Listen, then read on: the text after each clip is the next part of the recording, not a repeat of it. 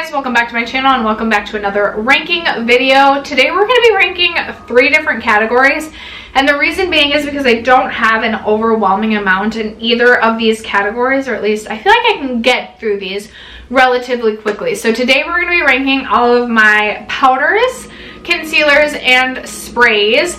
And if you guys have missed any of my previous ranking my makeup category videos, I'll leave my playlist for 2020 linked down below. I don't know if I ranked all these categories in 2019. So this is going to be a longer-ish video since I'm ranking 3 different categories. So let's just jump right into it. First, if you haven't already subscribed to my channel, I hope you'll consider subscribing before you leave today. I do post a minimum of 4 times a week, so if that's something that interests you, then go ahead and hit the red subscribe button before moving on. Other than that, let's just jump into the ranking. All right, you guys, I'm going to start with setting sprays first. I have only 6 setting sprays, and for the most part, I like the majority of my setting sprays. We're going to rank everything from my least favorite all the way up to my favorite. So my least favorite setting spray in my collection is this one from CoverFX. It's their illuminating setting spray, and the reason I don't care for this setting spray specifically is because this literally has glitter in it. So the reason I've kept it around is because I'm convinced I'm just going to spray this all over my body this summer and be gleaming and be able to use this up that way. I did get this in a BoxyCharm. I did not purchase this for myself, but I couldn't really recommend this one because literally you put this on and there's like glitter on your face. Sorry for the ever ongoing construction outside. I think it's going to be an all summer project. Coming in at number 5, this spray is newer to my collection. This is from Florence. This is the Zero Chill Face Mist, and the reason I am ranking this one lower is 1, this has a pretty strong scent to it, and 2, I just don't love the mister. Like, I feel like not enough spray comes out when you spray this. So I wanted to try this. This feels a little bit chilling, but also I wish like more mist came out at a time and maybe I would feel a little bit better or a little bit higher about this. But this isn't something I would repurchase, and you don't get a lot of product in this. You only get 1.7 fluid ounces for either $10 or $14. So I feel like this is not a good deal when you think about the amount of product that you're getting. So not a favorite from Florence. And then my top 4, I like all of these. I would repurchase all of these, but we had to rank them. So coming in at number 4, I have this one from ColourPop. It is the Pretty Fresh Hyaluronic Acid Setting Mist. I prefer to use this as like an in-between or like in the middle of my makeup routine sort of spray, or even at the beginning, kind of like a priming spray. In fact, I want to... That's more like this. More like it. This is one also that I like to bring out on my deck when it's hot out and maybe I'm reading, and then I'll spritz my face to kind of cool me down. This smells really, really nice. I don't know. I almost want to call it like a milky coconut scent, but I'm not really sure of what the scent is.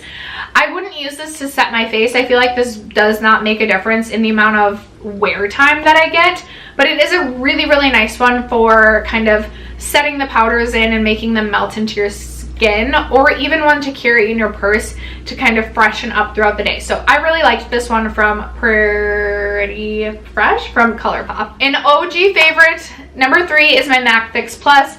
I currently have the coconut one. This is my favorite mist to set my powders in. Even though I feel like it's just water in a bottle, there's something special about it, and it's one that I feel like as many times as I convince myself I'm going to be able to like put the bottle down once I finish the last one I have in my collection, which is this one at this time. I have about half this left. I know I'm going to end up repurchasing this. Fingers crossed this ends up in an Ulta 21 Days of Beauty again for half off. I picked up 3 or 4 last time that it was half off because it was such a good deal. I don't know, you guys. I just love the MAC Fix Plus. Who else is with me? Like, I just feel like it does something a little bit differently than all of my other mists when it comes to locking my powders in place. I would say my favorite is either the coconut or I like the lavender one, or just the original. So number 1 and number 2 were really, really hard to rank, but I had to rank the Glow Recipe Watermelon Glow Ultra Fine Mist at number 2, simply because this one isn't going to make my makeup last longer, but this does give just the most beautiful glow to the skin. It's very hard to go heavy-handed with this. This has a really nice fine mist to it. Did you see that? Such a nice fine mist. And a very nice light watermelon scent. I think that this one is such a nice mist from Glow Recipe. This is my second bottle of this. I will say this has a 6-month shelf life, so bear that in mind before buying it. If it's not a product you feel like you're going to consistently use, it may go bad on you before you're able to use it up. But I use this multiple times a week. Like, we're talking like a minimum of 4 times a week. So this is one that I do plan to always have in my collection. It is by far my favorite glow mist that I found. I do like to indulge in the Tatcha Luminous Dewy Skin Mist from time to time. I used to love the Pixie Mist, but this has definitely replaced that. The Pixie Mist, you can go way too heavy-handed, way too quickly, and I feel the same about the ABH Dewy Mist. So this one is my numero 2, which means coming in at number 1, we have the OG Urban Decay All Nighter. I had to rank this at number 1 because this does an amazing job of making your makeup last. It really sets everything down, locks everything in, and it does make a difference in the amount of time that my makeup lasts. Now, this does have alcohol in it, so I wouldn't recommend using this every single day. I'm guilty of using it way too many days in a row, but I just can't help myself. This makes such a difference in making my makeup last longer, so that is why I am ranking this at number 1. All right, guys, we'll move on to my powders next. I currently have 8 powders in my collection. So starting with my least favorite powder, I have to give it to the Milk Makeup Blur and Set Matte Loose Setting Powder. This is just way too heavy. It's way too heavy underneath my eyes. I feel like it cakes up, it creases, it looks crepey, and then it's way too heavy all over my face. I know a lot of people really like this powder, but again, for me, it's just too heavy, and I feel like I'm gonna end up decluttering this because I've tried to make this work for me. Even if I go in with like a damp sponge and put this on and then put setting spray on, or like the MAC Fix Plus on right after, it just looks too heavy for me. It feels heavy, and I just unfortunately wasn't a fan of this one from Milk. Coming in at number 7 is this one from Barminerals. This one is the Invisible Glow Powder, and the reason I'm ranking this at number 7 is I just don't love this type of product, I've come to find out. So this is like a finishing powder, and it offers a serious glow. So this can also make you look a little bit too glowy. I've considered decluttering this. You can also use this as like a very subtle highlight. For some reason, I cannot get myself to declutter this. I feel like I'm ready to, and then I use it one more time, and then I like how it looks and I keep it. But it's not something that I would purchase again. And then in that same vein, another finishing powder. This one is from Hourglass. This is coming in at number 6. This is the Luminous Light Finishing Powder. Again, I just don't reach for products like this. Sometimes I feel like it just makes my skin look too glowy, like it looks unnatural. I do like to use this as a subtle highlight from time to time. I try to get use out of this because this cost me so much money. I've considered decluttering this before, but have held on to it. I don't know, maybe I need to toss this into like a project pan and get really serious about it, but this would be my number 6. Coming in at number 5, this is a newer powder to my collection. I got this in a BoxyCharm this year. This is from Ciate London. It is their Everyday Vacay Coconut Setting Powder. This has a very strong coconut scent to it, so if you do not like the scent of coconut, you will not like this powder. And this is also, so it's a translucent powder, but I find it to be very white, and sometimes underneath my eyes it can just make them look too bright. I've also used this to set all over my face, which is fine when I'm at my fairest, and it actually offers a really pretty, like, healthy glow to the skin.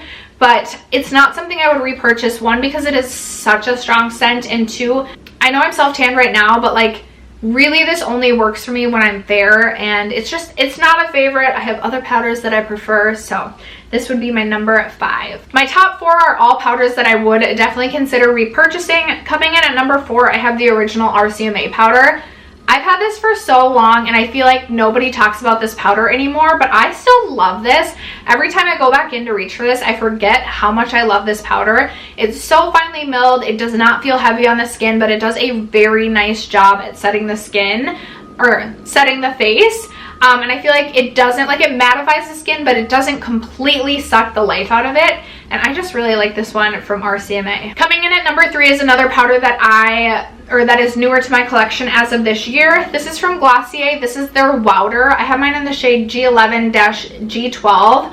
I really like this. This is a very lightweight powder. It's not going to completely mattify the skin. It doesn't take all the life out of your skin, but it does a nice job of setting the skin, and again, just feels very lightweight. This is something that I definitely would consider, or probably definitely will repurchase when I finish this. I like that it offers a couple of shades. I think they have like either 4 to 6 shades within their range. So I like that there's not just like one translucent shade. I do prefer my number 1 powder over this, but this also is just a really nice powder and one that I right now feel like I always want to have in my collection. Coming in at number 2, another new powder to my collection this year. This is a pressed powder, but I love this. This is the Bite Beauty Change Maker Flexible Coverage Pressed Powder. I have mine in the shade Light 1. This is what this looks like. I kind of want to get this in a deeper shade for my self tan for the summer. This is such a beautiful powder. I can use this underneath my eyes. I can use this all over my face. It is so lightweight but blurs the skin out and just makes you look flawless, and I'm obsessed. I was looking for a powder to replace the Charlotte Tilbury Flawless Airbrush powder because that one's $45. This one is $38, so still pricey but less than $45, and this is one that I always want to have in my collection. Again, I don't wear powders. Like, I'm not the biggest, like, oh my gosh, like, powders make me so excited to buy them. But I have really come to like to set my face because it obviously makes a difference in the amount of time that my makeup lasts. And I feel like I've just found my forever pressed powder, which is super, super exciting. No longer do I need to hunt for a pressed powder because I feel like there are a lot of not great pressed powders out there, and it's one of those products that's not really fun to experiment with, because if you find a powder that's just not good, then your skin just really looks really not good. So I love this one from Bite Beauty, highly recommend. And then I'm sure you guys already knew what my number 1 was, but it is the Hourglass the Hourglass Veil Translucent Setting Powder. This is such a beautiful powder. This is the powder that turned me on to powders.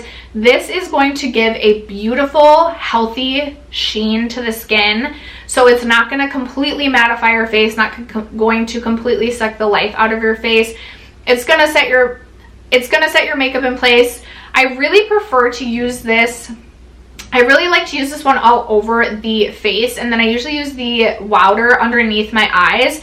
This sometimes can be like a little bit glowy for underneath the eyes, not that I really mind, but I just love that this still makes my skin look healthy and glowy without being like too radiant. It just looks healthy, and I love that. So Hourglass, absolutely my number 1 powder in my powder collection. So that just leaves my concealers left to rank. I promise I'm going to get through these quickly. I have 13 concealers in my collection, and starting with the 13th worst concealer in my collection, I'd have to give it to the e.l.f.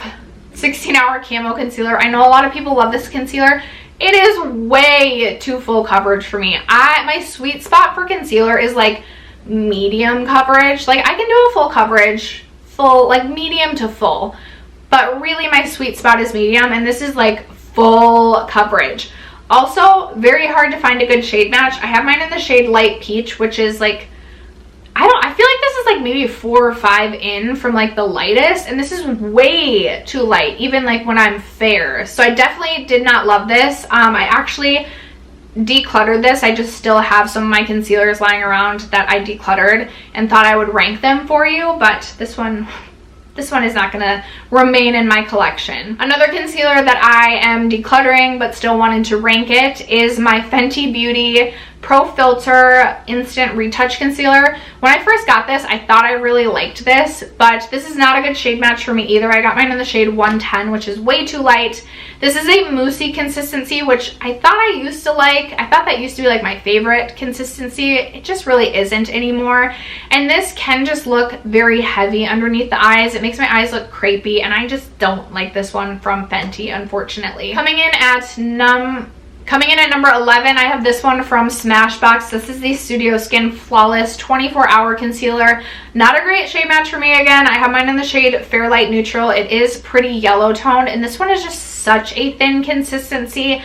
I feel like this one just, like, for a 24-hour concealer, definitely not. Like, you absolutely have to set this so it doesn't crease, and it's just too light. I just didn't like this one. And then kind of in that same realm, coming in at number 10 is my Josie Maran Vibrancy Concealer. This one creases very quickly, so you need to set this one quickly if you don't want it to crease. I have mine in the shade Fair, which again pulls pretty yellow, and this is more hydrating, which I can appreciate, but it's it just creases too easily, and I just wasn't a huge fan of this one. Coming in at number 9 is my Tarte Shape Tape. I have mine in the shade Fair Beige. This one, again, just too full coverage. This is very drying underneath the eyes. It makes my eyes look heavy. It makes them look crepey. Lately, I've been using this to set my, like on my eyes, to prep my eyes for eyeshadow, but really not even using it underneath the eyes. It is very, very long lasting, but it's not something I would repurchase. There are plenty of other concealers I prefer over this, and I'm just not a huge fan of the Tarte Shape Tape. Coming in at number 8, I have the Jouer Essential High Coverage Liquid Concealer. This concealer I actually like it's fine. I just have others that I prefer over this, so I would not repurchase this one. I do have this one in the shade Creme, which is better for me when I am more like the shade I am right now. This I would say is like medium buildable coverage. It is like semi-hydrating underneath the eyes, but also like not the most hydrating, but not the most drying. For me, I don't have a ton of opinions on this. Like it's fine. It has a really big doe foot applicator, which I do appreciate. Looks like this, but yeah, this concealer is just okay in my opinion, so that is why I'm ranking it at number 8. Coming in at number 7, this concealer would have ranked, I think I ranked my concealers last year, and this ranked much higher, but I found a lot of concealers that I like this past year. This is from Ulta Beauty. It is their full coverage liquid concealer, and this is waterproof. This is a concealer that definitely has more of a moussey consistency, but it feels very hydrating underneath the eyes, and it offers a pretty decent amount of coverage. I have gone through a full tube of this. This is my second tube. I think once I finish this, I probably won't repurchase this one anymore. Again, I've just found other concealers I prefer over this. If you're looking for a good priced concealer, this one's only $9, and I do think it's a nice concealer. Again, I just have some that I prefer over this at this point, but I did used to really love this one. Coming in at number 6 was also a favorite last year, and now I've just found some concealers that I like just a little bit more. This one is from Laura Mercier. This is the Flawless Fusion Ultra Longwear Concealer. I, for the longest time, thought to myself, for sure, when I finish this, I will repurchase this. I have mine in the shade 1N, which is a pretty good shade match for me, especially if I'm a little bit fairer. This is more like light to medium coverage. This definitely is not going to be full coverage, but this is nice and hydrating underneath the eyes. It's very liquidy, very comfortable. I do really like this one.